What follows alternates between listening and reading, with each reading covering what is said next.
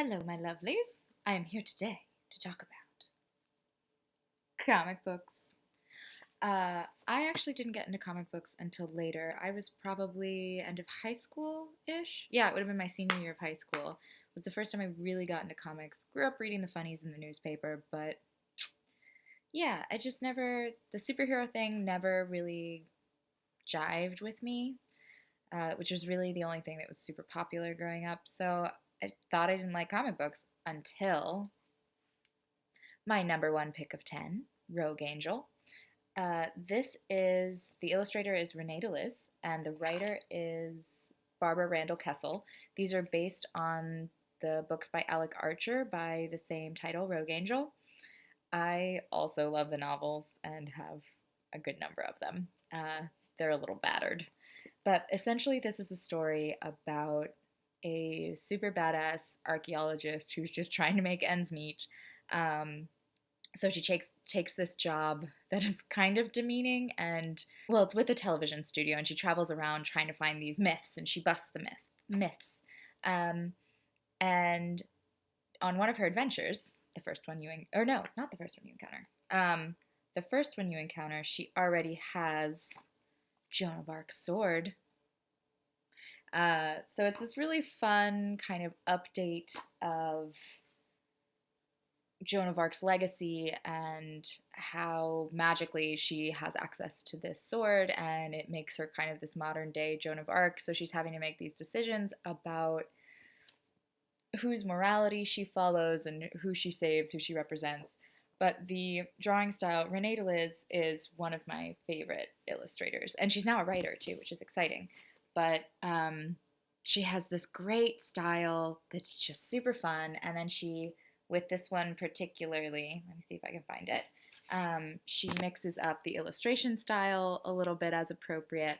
So it's a good time. This is a complete one, so there's only 5 floppies. It does not come in a trade, and it's only 5, unfortunately, despite the fact that there's like 30 of the novels. There's only 5 of the comics.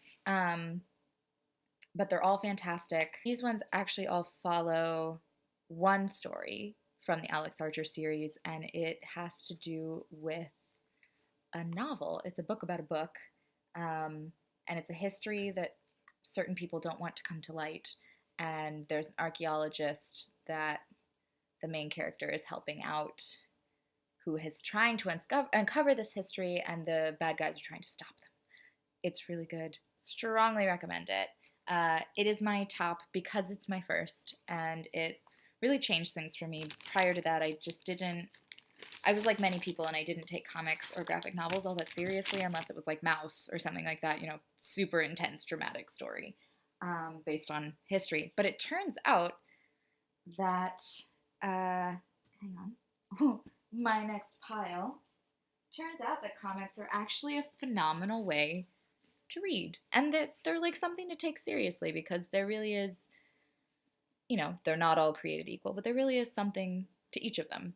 But my number 2 pick is the Unbeatable Squirrel Girl, which is probably the only superhero that I will ever unequivocally promote to anybody, because I am, again, like not a superhero fan.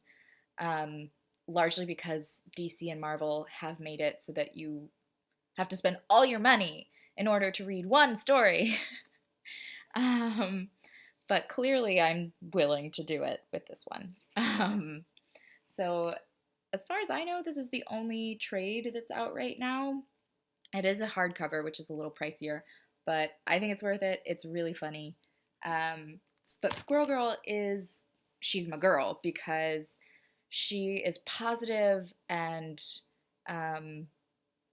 a lot of it is about friendships and the value that those hold, and how it's actually a matter of strength to depend on your friends and make yourself vulnerable and open. And it's also just hilarious because Ryan North is the writer. And if you don't know who he is, look him up, because his books are fantastic. And it's illustrated by Erica Henderson, and her style is fantastic. It's really satisfying I think part of why the superheroes never really jived with me is like, these stories aren't relatable. But Squirrel Girl is an incredibly relatable character. Um, she is just attending, she's decided that she's going to attend college. She wants to go in for computer programming, but she has to, she has to go under her pseudonym, Green, uh, and pretend to be a normal college student. And it's kind of hilarious to watch her navigate the alter ego thing. And her roommate is hilarious, Nancy Whitehead, who knits and is just a normal human, but she ends up joining. Squirrel Girl slowly collects other college attendees who it turns out they also are there under their hidden identities, and are actually superheroes. Um, but it's so cute that they create this little like group, this bunch, and she finds ways to make sure that Nancy is included and has her own kind of set of borrowed powers in some of them. But she's also, Nancy's just a badass on her own. Essentially, every character is unique and charming, and I want to show you my favorite one. My favorite is actually number 4, and this is the one where she encounters Galactus. And this one is kind of the epitome of Squirrel Girl for me because she really does save the day with friendship. So Galactus, in case you don't know, is another Marvel villain who eats worlds, essentially. He's not a nice guy. And he's pretty much unbeatable.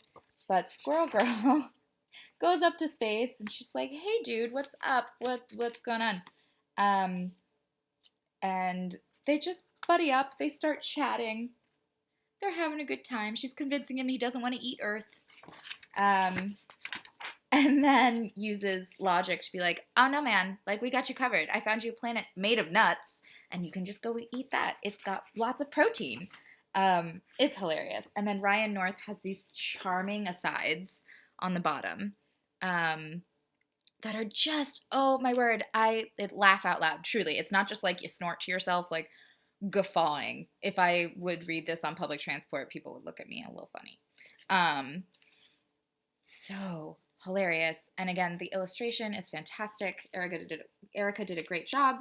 And it's consistent throughout. The writing's beautiful. And Ryan North is also a computer programmer who is obsessed with, I keep wanting to call them dragons, dinosaurs.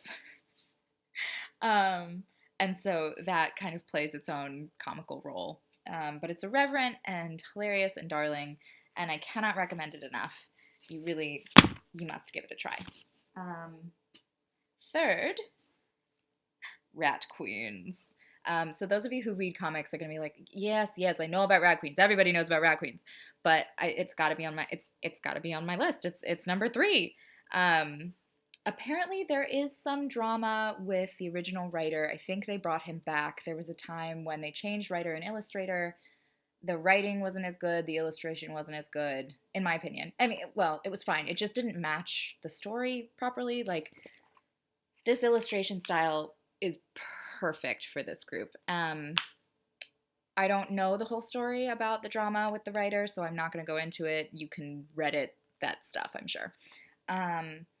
But it's basically D&D Outcasts. It's a great time.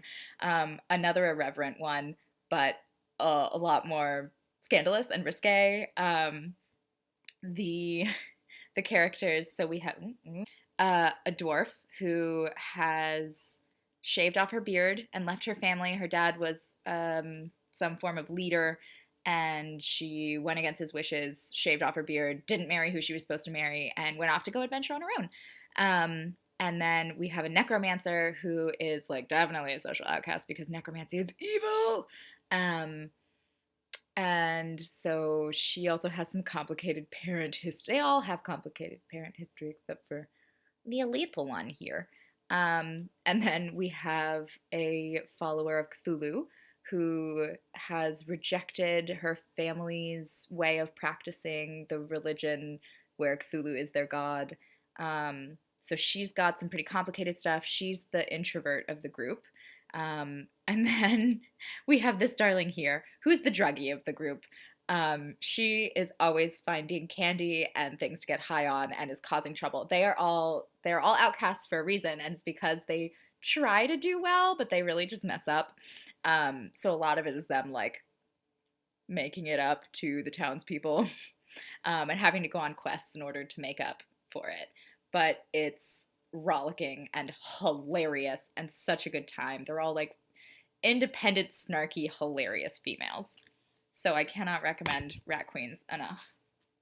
My number four pick is this tome right here that I'm completely in love with. It's called Womanthology. The editor is Renee De Liz, who's the same illustrator that number one, the Rogue Angel series. That was the illustrator. Here she's the editor. So this is actually an anthology that she put together. It actually broke a bunch of Kickstarter records. It was amazing, and for really good reason. So what this project was, Renee De Liz she's really active on Twitter in a good way. And she kind of threw out the idea of like, who would be interested in participating in an anthology where we team up amateur illustrators, writers, letterists, basically the people involved in getting the visual production of this done. Who would want to, within the professional sphere, who would want to team up with these amateurs to help create a team that teaches the amateurs what it's like to be a professional in this really, unfortunately, continues to be male-dominated world of comics, overwhelmingly so. And teaching them sort of pro tips and how-tos and how the project management process happens, and it really is a team effort. So the writer and the illustrator and the letterer and the colorist, they all have to work together to make this product. And so this was, you'd have a pro who was leading the team, but the amateurs were the ones actually making it happen. It was apparently a very empowering process, highly educational.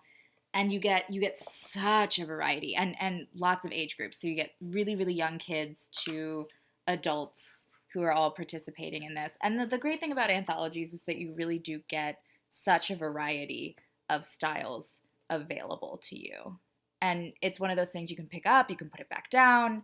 But I really liked, let me find an example. They did all the profiles of the artists involved, and they gave sort of how-tos. Stuff like that right there. It's just darling. If you or anyone in your life is interested in getting into comics, it's worth it. If it's too much for you to afford, because it is a little pricey, it's not small, ask your public library to pick up a copy, because it really should be in their collection anyways. They will get it. Every library I've asked to get it has gotten it, so your library should also be cooperative. And my number, we're moving on because I could just go on about Womanthology all day. I cannot leave you without recommending Princeless. It's from Action Lab Entertainment, and the full thing is Princeless Save Yourself. It's by Jeremy Whitley and M. Goodwin, and it is so darling. It's another kind of coming of age story. There's a young princess who is up in a tower because her parents are trying to protect her, and they put a dragon down front, and she's supposed to wait there for a prince to come save her. And she wants done with this. She's bored, she's done, so she saves herself. So she goes off on an adventure with the dragon. She convinces the dragon to go with her, to let her go. And then she encounters another person on her way who also is realizing that, she's doing all this fantastic work and deserves to get credit for it. So she joins her to go on their adventure, and to go and save people themselves rather than, let princes save them. It's super charming. The illustration's great. It has the benefit of being one of the only popular comics that has a non-white main character cast. Like, for instance, Rat Queen's one of the characters, the super introverted one, is black, and Squirrel Girl's best friend, Nancy Whitehead, is black. And honestly, like, other than cute little kind of smaller press stuff, like, I think there's one called the Tea Dragons, which I want to say has a little bit more diverse ethnicity. Um, but yeah, it's not a whole lot of them. So this has the virtue of that, as well as just being a rockin' good time. I so enjoyed it and read it a bunch of times, and I keep meaning to go and get the next ones. They are top of my to buy list, not just borrow, but to buy, because it definitely is a reread situation. Um, and they're great for ages, I'd say probably like 10 and through adulthood. They're so charming. So now I am actually going to leave you alone and let you get on with your life. Enjoy.